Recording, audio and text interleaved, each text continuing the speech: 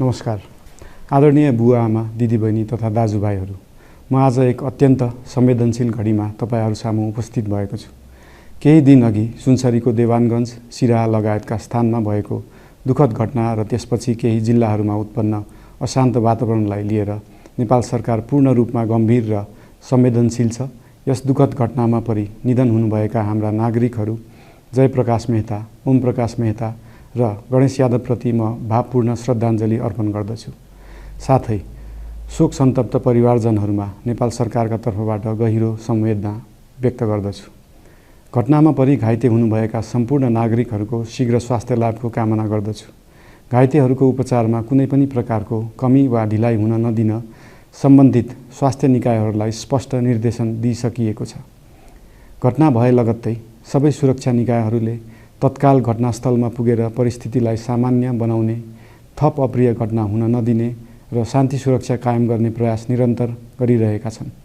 घटनाको निष्पक्ष छानबिन गरी दोषीलाई कडा कानुनी कारबाही गर्न गृह मन्त्रालयले छानबिन समिति गठन गरिसकेको छ। म सबैमा विश्वास दिलाउन चाहन्छु कि यो छानबिन पूर्ण रूपमा निष्पक्ष र पारदर्शी हुनेछ। घटनामा संलग्न दोषी जो कोही भए पनि कानुनी दायरामा ल्याउन सरकार प्रतिबद्ध छ। अवस्था थप नबिग्रियोस्, कुनै पनि नागरिकको जनधनको क्षति हुन नपाओस् र स्थानीय स्तरमा विश्वासको वातावरण बनोस् भन्नका लागि नेपाल सरकार निरन्तर क्रियाशील छ। परिस्थिति सामान्यीकरण गर्न केन्द्र स्तरमा सर्वदलीय बैठक आह्वान गरी गहन छलफल गरिएको छ। स्थानीय तहसम्मै जनप्रतिनिधि, नागरिक समाज, विभिन्न धार्मिक गुरुहरू, समुदायका अगुवा तथा सामाजिक व्यक्तित्वहरूसँग निरन्तर संवाद भइरहेको छ। स्थानीय स्थितिको प्रत्यक्ष अनुगमन गर्न, पीडित पक्षसँग संवाद गर्न र शान्ति सुरक्षालाई थप सुदृढ बनाउन गृहमन्त्री स्वयं सो स्थानमा पुगिसक्नु भएको छ। साथै देशको समग्र शान्ति सुरक्षाको अवस्थाबारे गम्भीर समीक्षा गर्न राष्ट्रिय सुरक्षा परिषदको बैठक बसी परिस्थिति अनुसारका आवश्यक निर्णयहरू समेत गरिसकिएको छ।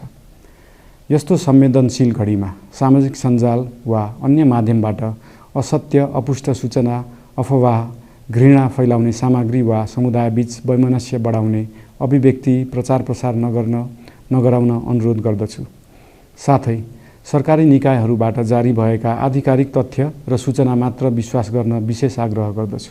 प्रत्येक नागरिकको जीवधनको रक्षा गर्नु, सामाजिक सद्भाव जोगाउनु र समाजमा शान्ति कायम राख्नु राज्यको सर्वोच्च र प्राथमिक दायित्व हो। आगामी दिनमा पनि राज्य थप सतर्क र संवेदनशील रहनेछ। प्रत्येक नागरिकको जीवन सुरक्षाका लागि सरकारका सम्पूर्ण संयन्त्रहरू अहोरात्र खटिनेछन्।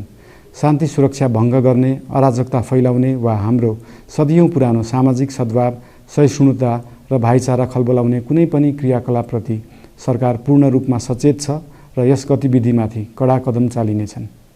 नेपालको संविधानले प्रत्येक नागरिकलाई आआफ्नो धर्म, संस्कृति र परम्परा मान्ने मौलिक हक प्रदान गरेको छ।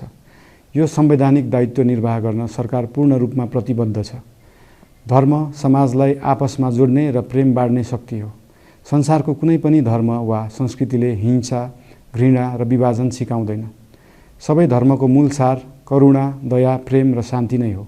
देशको कुनै एक स्थानमा भएको अनपेक्षित र दुःखद घटनालाई लिएर कुनै सिङ्गो समुदायलाई आरोपित गर्नु र देशका अन्य भूभागमा समेत त्यसको प्रतिशोधको आगो फैलाउनु कुनै पनि दृष्टिकोणबाट न्यायोचित वा न्यायसङ्गत हुन सक्दैन। आदरणीय बुवा आमा दिदीबहिनी तथा दाजुभाइहरू, हाम्रो इतिहास साक्षी छ कठिनभन्दा कठिन र अप्ठ्यारो परिस्थितिमा पनि आपसी एकता, सहिष्णुता र विवेक नै हाम्रो सबैभन्दा ठूलो शक्ति बनेका छन्।